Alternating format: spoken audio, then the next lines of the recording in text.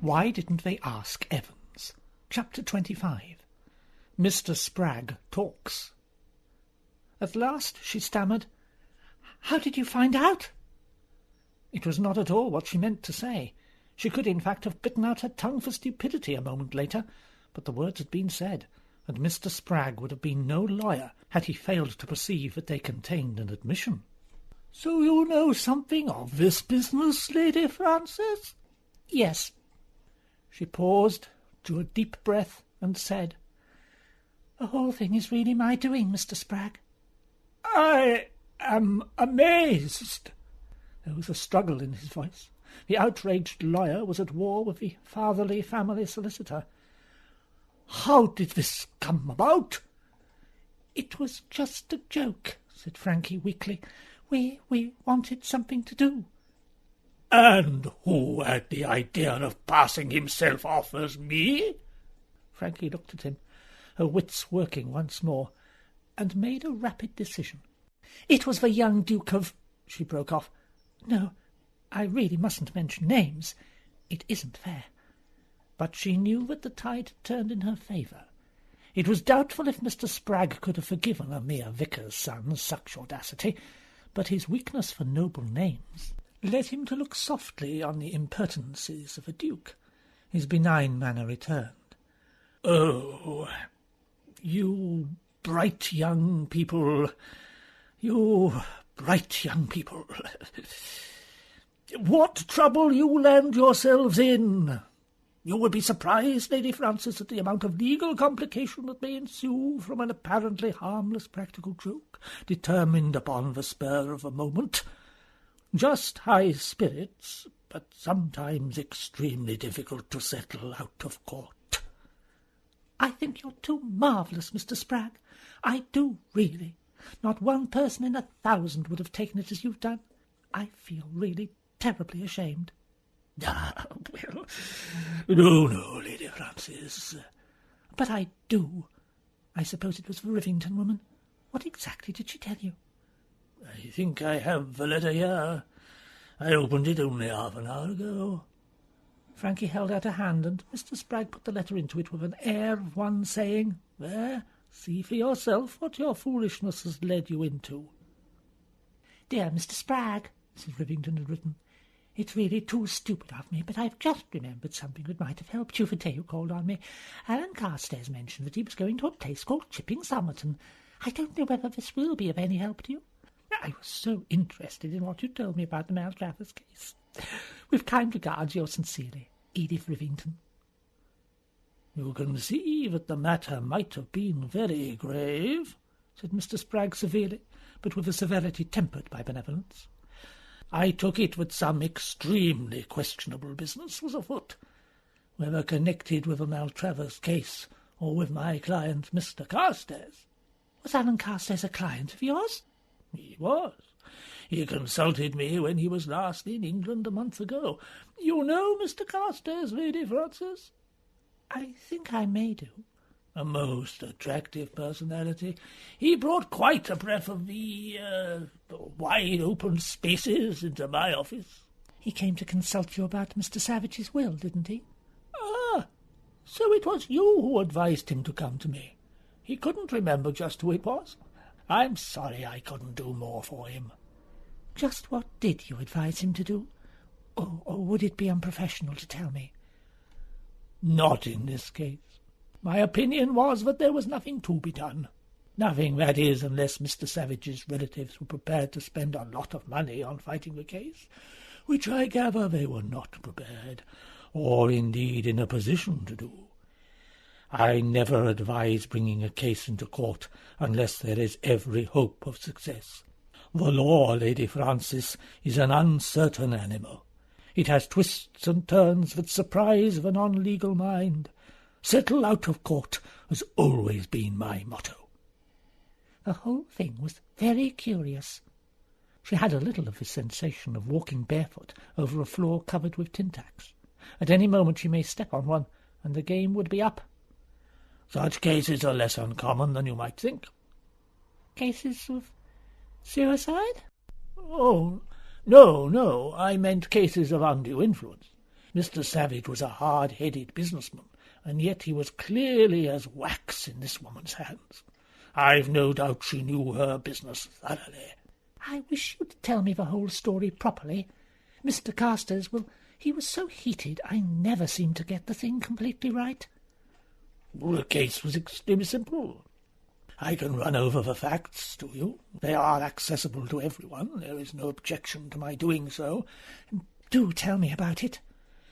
Mr. Savage happened to be travelling back from the United States to England in November of last year. He was, as you know, an extremely wealthy man with no near relations. On this voyage he made the acquaintance of a certain lady, a Mrs. Templeton. Nothing much is known about Mrs. Templeton, except that she was a very good-looking woman, and had a husband somewhere conveniently in the background. The Caymans! These ocean trips are dangerous. Oh, yes. Mr. Savage was clearly very much attracted. He accepted the lady's invitation to come down and stay at her little cottage at Chipping Somerton. Exactly how often he went there I have not been able to ascertain, but there is no doubt that he came more and more under this Mrs. Templeton's influence. Then came the tragedy. Mr. Savage had for some time been uneasy about his state of health. He feared he might be suffering from a certain disease. Cancer? Yes, as a matter of fact, cancer. The subject became quite an obsession with him. He was staying with the Templetons at the time. They persuaded him to go up to London and consult a specialist. He did so. Now here, Lady Frances, I preserve an open mind. The specialist, a very distinguished man who's been at the top of his profession for many years, swore at the inquest that Mr. Savage was not suffering from cancer, and that he had not told him so, but that Mr. Savage was so obsessed by his own belief that he could not accept the truth when he was told it. Now, strictly without prejudice, Lady Frances, and knowing the medical profession, I think things may have gone a little differently. If Mr. Savage's symptoms puzzled the doctor, he may have spoken seriously, pulled a long face, spoken of certain expensive treatments, and while reassuring him as to cancer, yet have conveyed the impression that something was seriously wrong. Mr. Savage, having heard that doctors usually conceal from a patient the fact that he is suffering from that disease, would interpret this according to his own lights.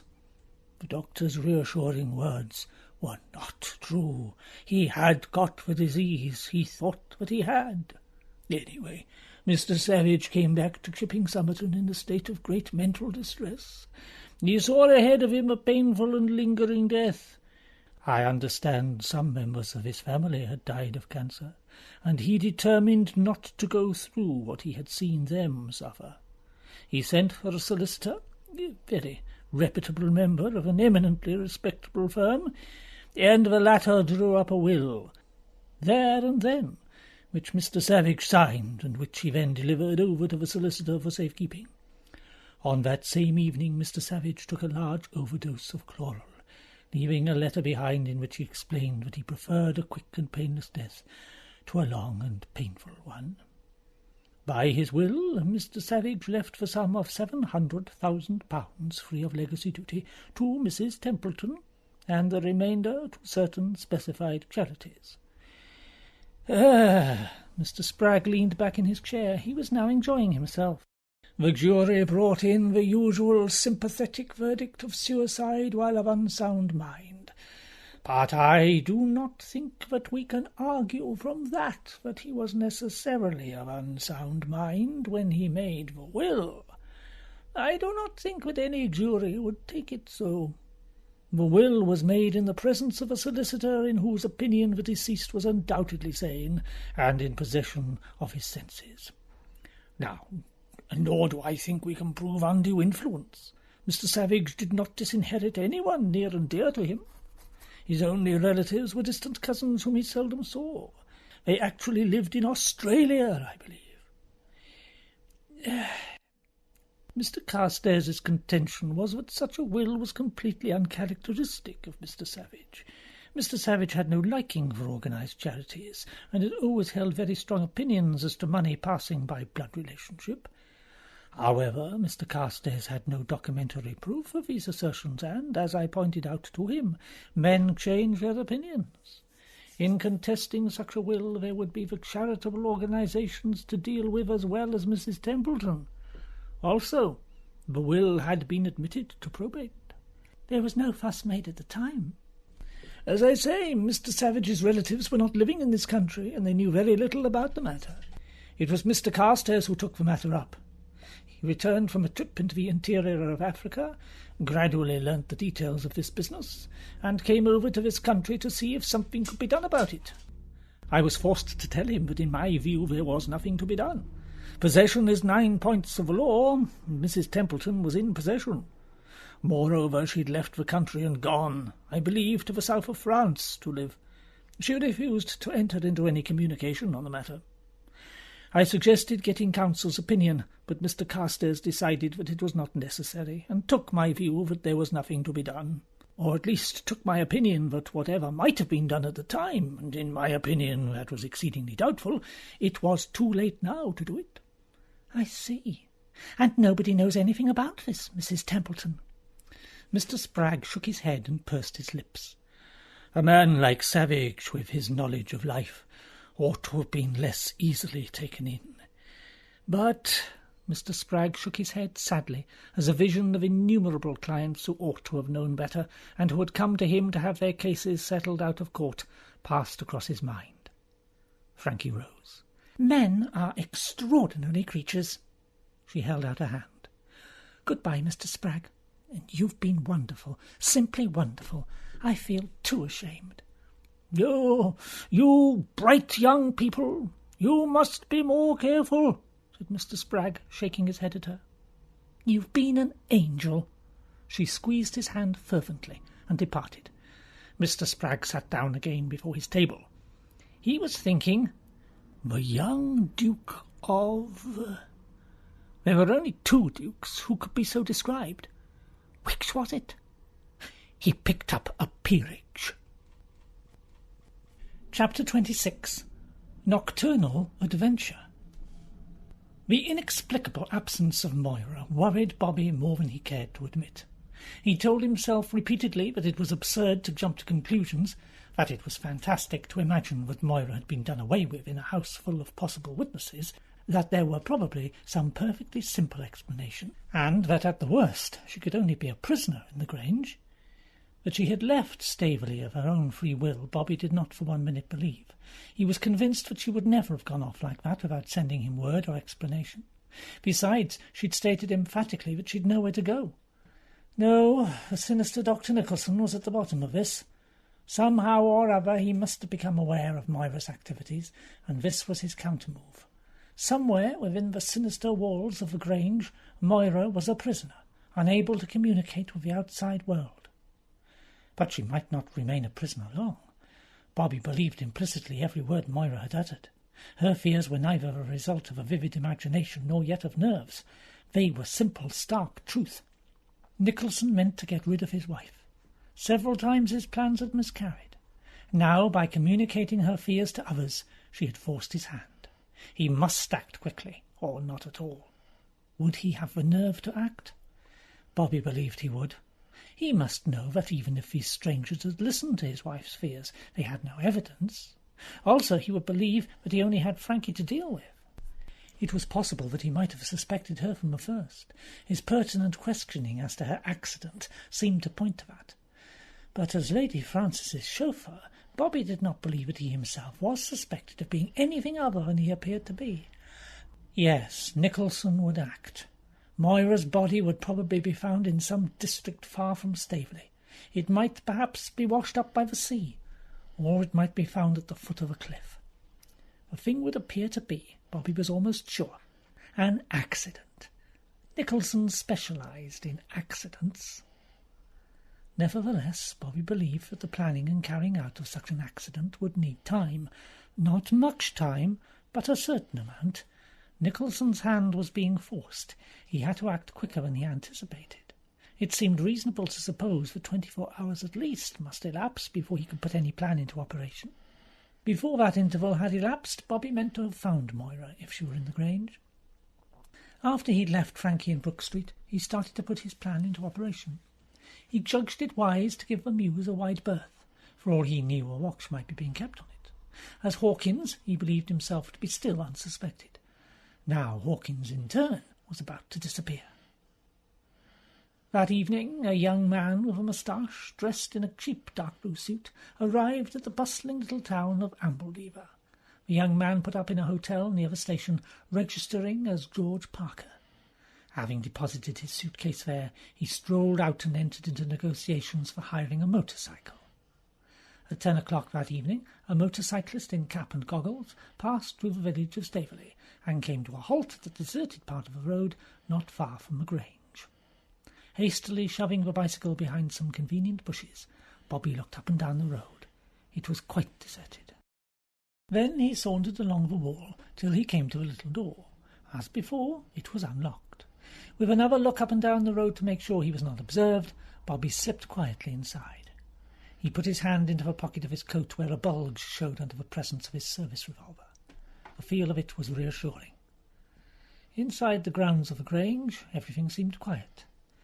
Bobby grinned to himself as he recalled blood-curdling stories where the villain of a piece kept a cheetah or some excited beast of prey about the place to deal with intruders.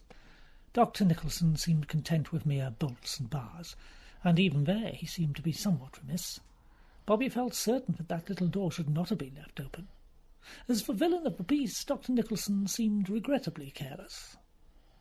No tame pythons, no cheetahs, no electrically charged wires. The man's shamefully behind the times. He made these reflections more to cheer himself up than for any other reason.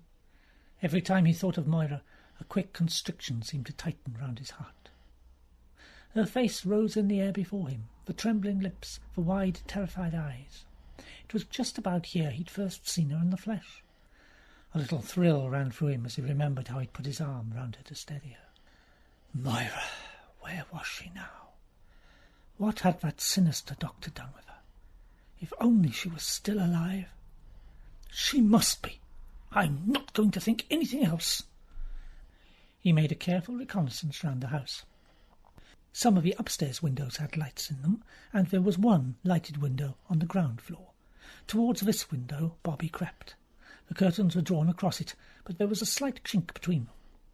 Bobby put a knee to the window-sill and hoisted himself noiselessly up. He peered through the slits. He could see a man's arm and shoulder moving along as though writing. Presently the man shifted his position, and his profile came into view. It was Dr. Nicholson. It was a curious position. Quite unconscious that he was being watched, the doctor wrote steadily on. A queer sort of fascination stole over Bobby. The man was so near him that, but for the intervening glass, he could have stretched out his arm and touched him. For the first time Bobby felt he was really seeing the man. It was a forceful profile, the big, bold nose, the jutting chin, the crisp, well-shaven line of the jaw. The ears, Bobby noted, were small and laid flat to the head, and the lobe of the ear was actually joined to the cheek. He had an idea that ears like this were said to have some special significance. The doctor wrote on, calm and unhurried, now pausing for a moment or two as though to think of the right word, then settling to once more. His pen moved over the paper precisely and evenly. Once he took off his pince-nez, polished them, and put them on again. At last, with a sigh, Bobby let himself slide noiselessly to the ground. From the look of it, Nicholson would be writing for some time to come. Now was the moment to gain admission to the house. If Bobby could force an entrance by an upstairs window while the doctor was writing in his study, he could explore the building at his leisure later in the night. He made a circuit of the house again and singled out a window on the first floor. The sash was open at the top, but there was no light in the room. It was probably unoccupied at the moment. Moreover, a very convenient tree seemed to promise an easy means of access. In another minute Bobby was swarming up the tree. All went well, and he was just stretching out his hand to take a grip on the window ledge when an ominous crack came from the branch he was on, and the next minute the bough, a rotten one, had snapped, and Bobby was pitchforked head first into a clump of hydrangea bushes below, which fortunately broke his fall. The window of Nicholson's study was farther along on the same side of the house, Bobby heard an exclamation in the doctor's voice, and the window was flung up. Bobby, recovering from the first shock of his fall, sprang up, disentangled himself from the hydrangeas, and bolted across the dark patch of shadow into the pathway leading to the little door. He went a short way along it, then dived into the bushes. He heard the sound of voices, and saw lights moving near the trampled and broken hydrangeas. Bobby kept still and held his breath. They might come along the path. If so, finding the door open, they would probably conclude that anyone had escaped that way and would not prosecute the search further. However, the minutes passed and nobody came. Presently Bobby heard Nicholson's voice raised in question. He did not hear the words, but he heard an answer given in a hoarse, rather uneducated voice. "All present and correct, sir. I made the rounds." The sounds gradually died down. The lights disappeared. Everyone seemed to have returned to the house. Very cautiously, Bobby came out of his hiding place. He emerged onto the path, listening. All was still. He took a step or two towards the house. And then, out of the darkness, something struck him on the back of the neck. He fell forward, into darkness. Chapter 27. My brother was murdered. On Friday morning, the green Bentley drew up outside the station hotel at Ambledeva. Frankie had wired Bobby under the name they'd agreed upon, George Parker, that she would be required to give evidence at the inquest on Henry Bassington French and would call in at Ambledeva on the way down from London. She'd expected a wire in reply appointing some rendezvous, but nothing had come. So she had come to the hotel. "Mr. Parker, miss," said the boots. "I don't think there's any gentleman of that name stopping you, but I'll see." He returned a few minutes later. "Came here Wednesday evening, miss, left his bag and said he mightn't be in till late. His bag's still here, but he hasn't been back to fetch it." Frankie felt suddenly rather sick. She clutched at a table for support. The man was looking at her sympathetically. "Feeling bad, miss?" he inquired. Frankie shook her head. "It's all right. He didn't leave any message." The man went away again and returned, shaking his head. "There's a telegram come for him, that's all." He looked at her curiously. "Anything I can do, miss?" Frankie shook her head. At the moment she only wanted to get away. She must have time to think what to do next. "It's all right," she said, and getting into the Bentley, she drove away. The man nodded his head wisely as he looked after her. "He's done a bunk, he has. Disappointed her, given her the slip. A fine rakish piece of goods she is. Wonder what he was like." He asked the young lady in the reception office, but the young lady couldn't remember. "A couple of knobs, going to get married on the quiet, and he's hooked it." Meanwhile Frankie was driving in the direction of Staveley, her mind a maze of conflicting emotions. Why had Bobby not returned to the station hotel? There could only be two reasons. Either he was on the trail, and that trail had taken him away somewhere, or else something had gone wrong. The Bentley swerved dangerously. Frankie recovered it just in time. She was being an idiot, imagining things. Of course Bobby was all right. He was on the trail. That was all. On the trail. But why, asked another voice, hadn't he sent her a word of reassurance? That was more difficult to explain. But there were explanations.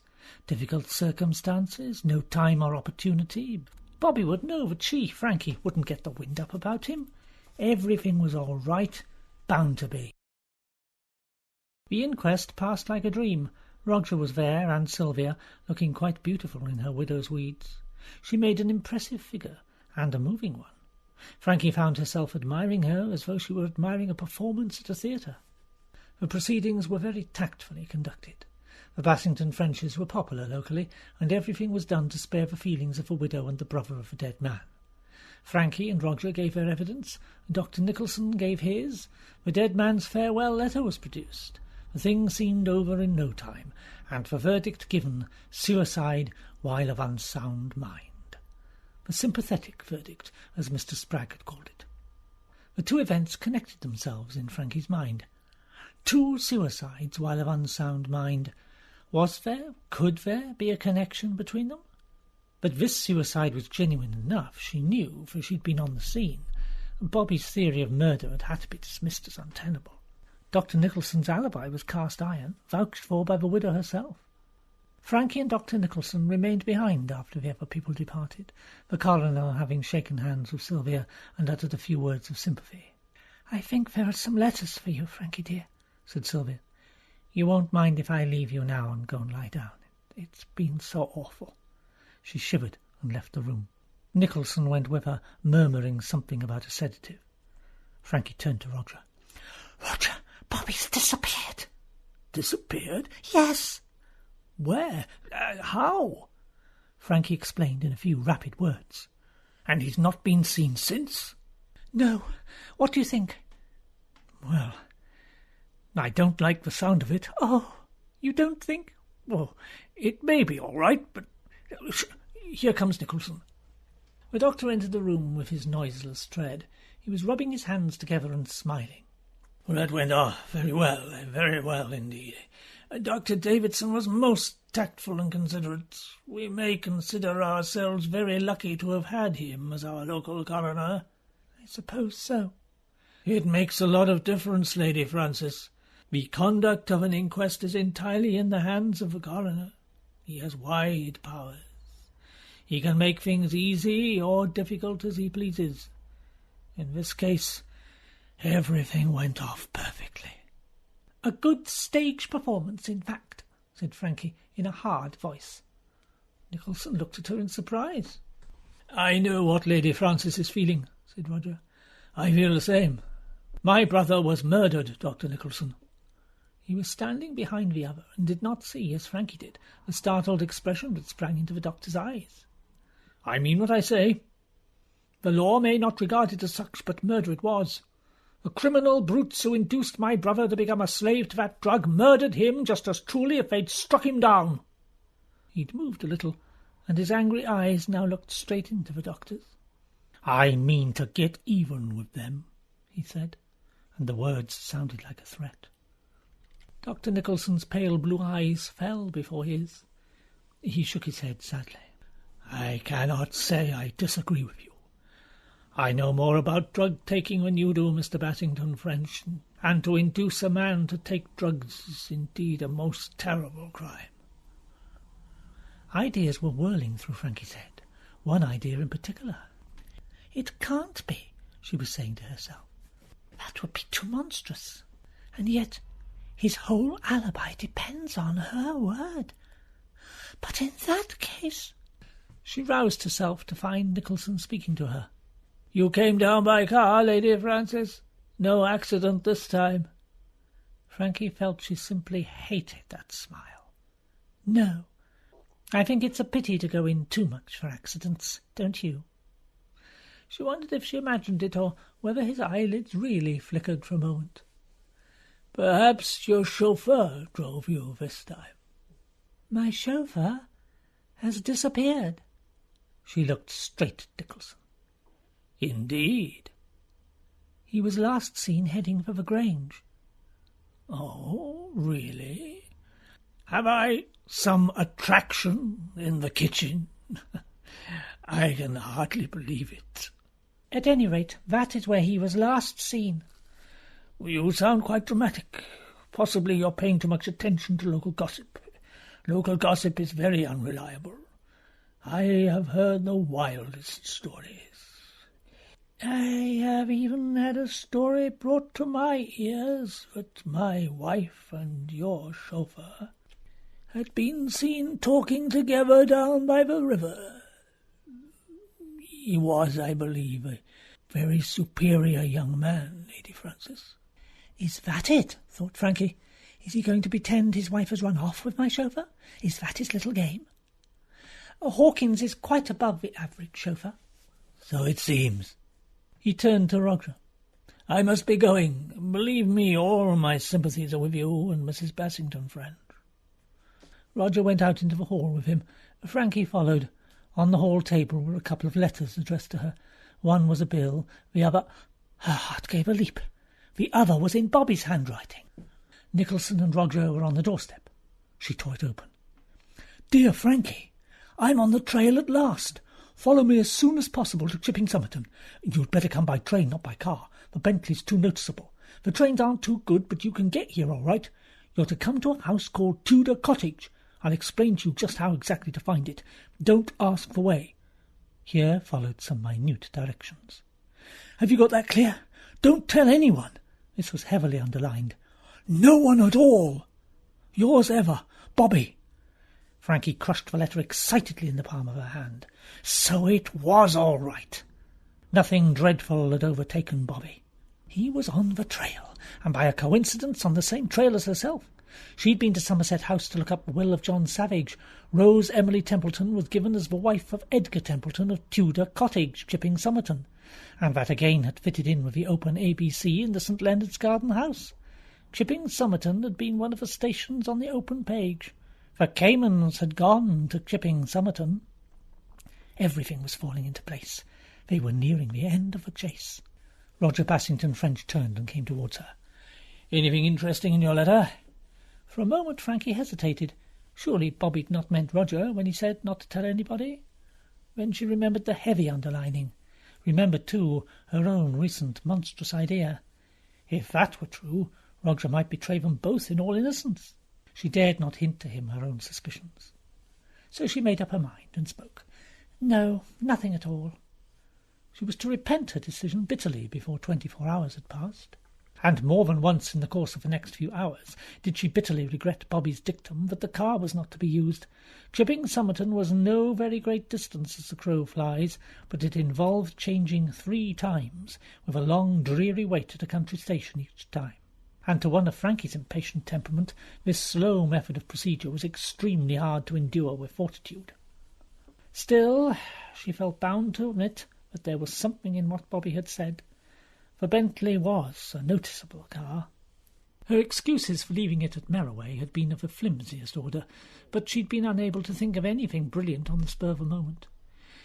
It was getting dark when Frankie's train, an extremely deliberate and thoughtful train, drew into the little station of Chipping Summerton. To Frankie it seemed more like midnight. The train seemed to her to have been ambling on for hours and hours. It was just beginning to rain, too, which was additionally trying.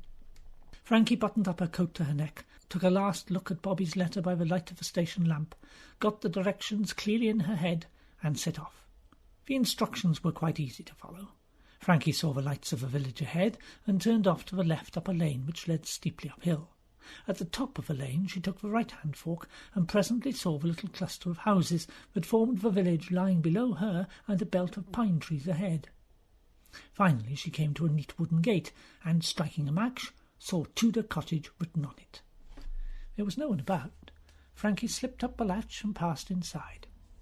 She took up her post within the trees, where she could get a clear view of the house. Then, heart beating a little faster, she gave the best imitation she could of the hoot of an owl. A few minutes passed and nothing happened. She repeated the call. The door of the cottage opened, and she saw a figure in chauffeur's dress peer cautiously out. "Bobby!" He made a beckoning gesture, then withdrew inside, leaving the door ajar. Frankie came out from the trees and up to the door.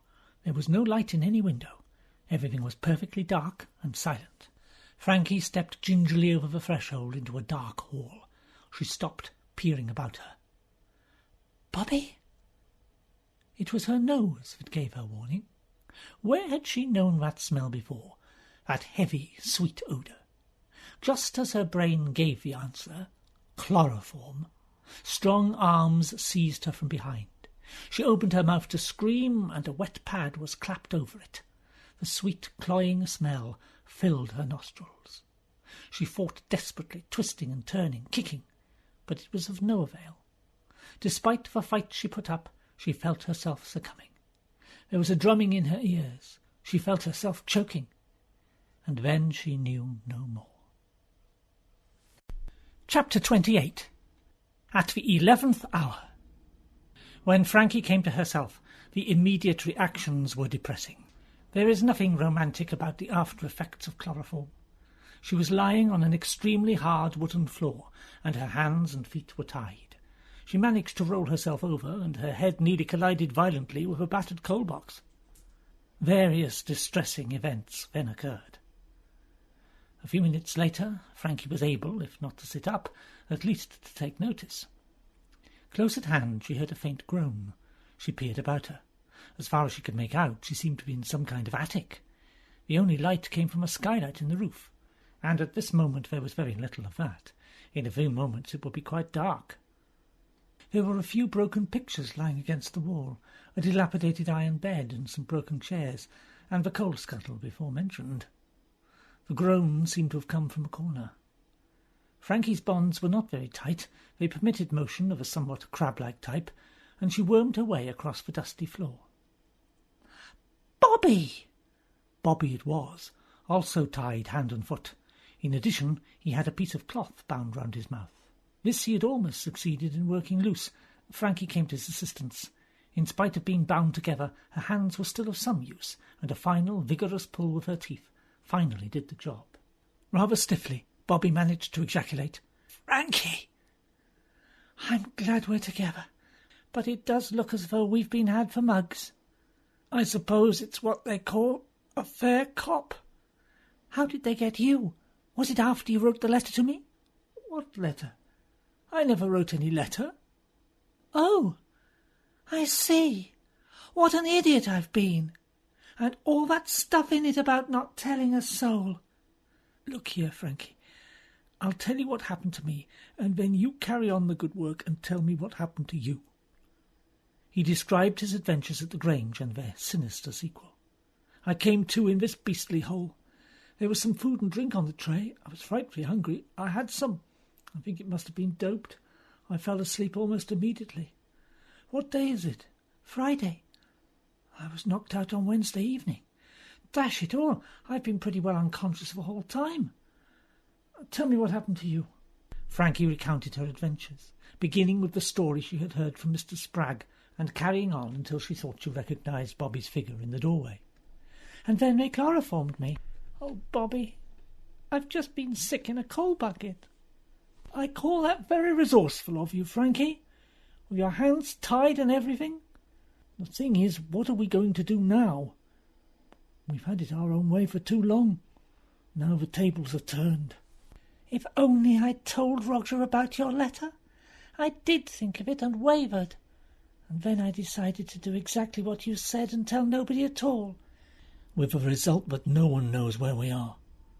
Frankie, my dear, I'm afraid I've landed you in a mess. We got a bit too sure of ourselves. The only thing I can't make out is why they didn't knock us both on the head straight away. I don't think Nicholson would stick at a little trifle like that. He's got a plan. Well, we'd better have one too. We've got to get out of this, Frankie. How are we going to do it? We can shout. Oh, yes, and somebody might be passing in here. But the fact that Nicholson didn't gag you, I should say that the chances in that direction are pretty poor. Your hands are more loosely tied than mine. Let's see if I can get them undone with my teeth."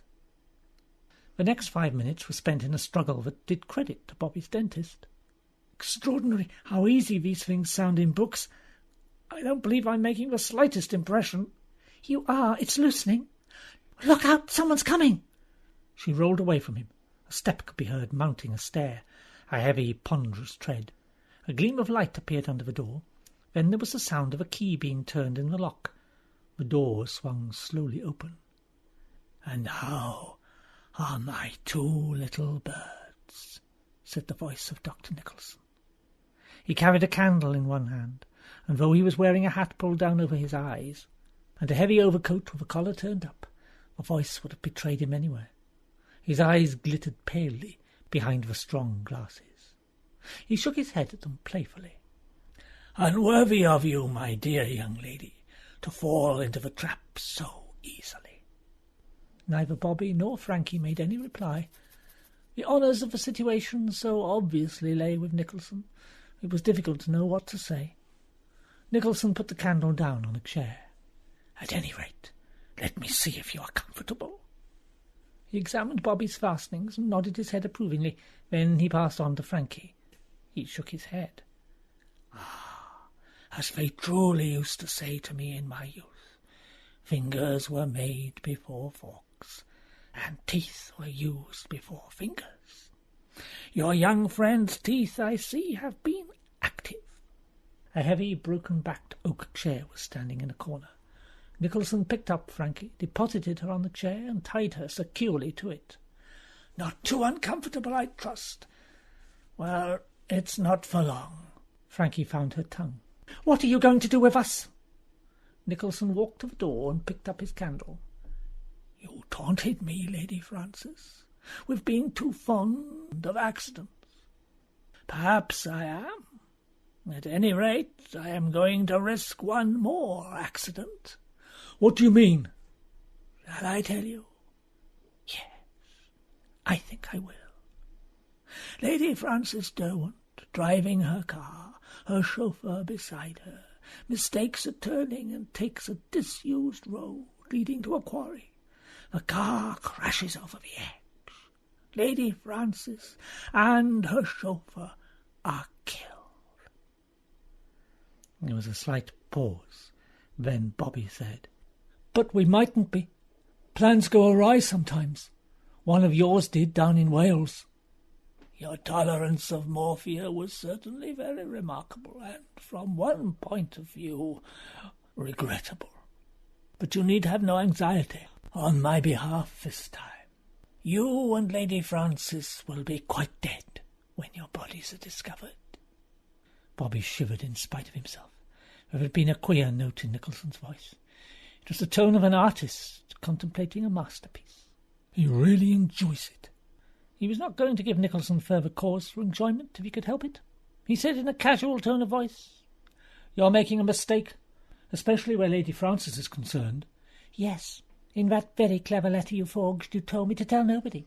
Well, I made just one exception. I told Roger Bassington French. He knows all about you. If anything happens to us, he will know who is responsible for it. You'd better let us go and clear out of the country as fast as you can." Nicholson was silent for a moment. Then he said, "A good bluff, but I call it." He turned to the door. "What about your wife, you swine? Have you murdered her too?" "Myra is still alive. How much longer she remains so, I do not really know. It depends on circumstances." He made them a mocking little bow. "Au revoir. It'll take me a couple of hours to complete my arrangements. You may enjoy talking the matter over. I shall not gag you unless it becomes necessary.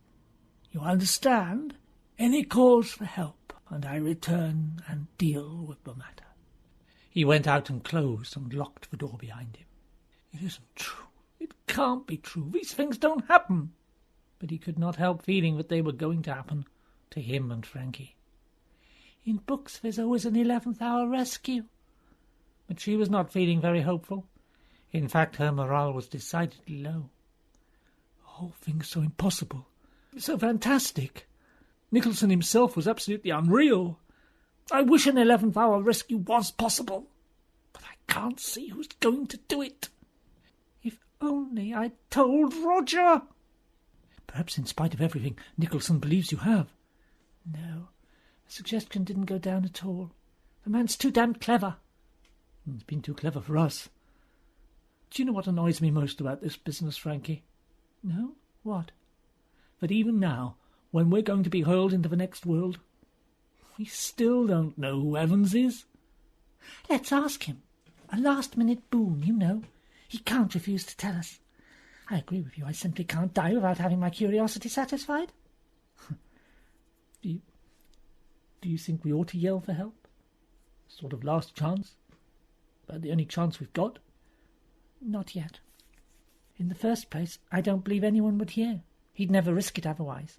And in the second, I feel I just can't bear waiting here to be killed without being able to speak or be spoken to. Let's leave shouting till the last possible moment. It's so comforting having you to talk to. I've got you into an awful mess, Frankie. Oh, that's all right. You couldn't have kept me out. I wanted to come in. Bobby, do you think he'll really pull it off? Us, I mean? I'm terribly afraid he will. He's so damnably efficient. Bobby, do you believe now that it was he who killed Henry Bassington French? If it were possible. It is possible. Granted one thing. Sylvia Bassington-French is in it too. Frankie, I was just as horrified when the idea occurred to me. But it fits.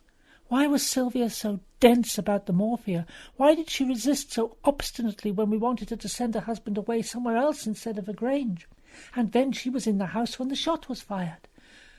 She might have done it herself. No, surely. Yes, she might. And then have given the key of the study to Nicholson to put in Henry's pocket. It's all crazy. Like looking for a distorted mirror. All the people who seemed most right are all wrong. All the nice, everyday people. There ought to be some way of telling criminals. Eyebrows or ears or something. My God, what is it? Frankie, that wasn't Nicholson who came here just now. Have you gone quite mad? Who was it then? I don't know, but it wasn't Nicholson. All along I felt there was something wrong, but I couldn't spot it. You're saying ears gave me the clue. When I was watching Nicholson the other evening through the window, I especially noticed his ears, the lobes are joined to the face. This man tonight, his ears weren't like that. What does it mean? This is a very clever actor impersonating Nicholson. But why? And who could it be? Bassington-French. Roger Bassington-French. We spotted the right man at the beginning, and then, like idiots, we went astray after red herrings. Bassington-French? You're right. It must be him. He was the only person there when I taunted Nicholson about accidents. Then it really is all up. I've still had a kind of sneaking hope that possibly Roger Bassington-French might nose out our trail by some miracle. But now the last hope's gone.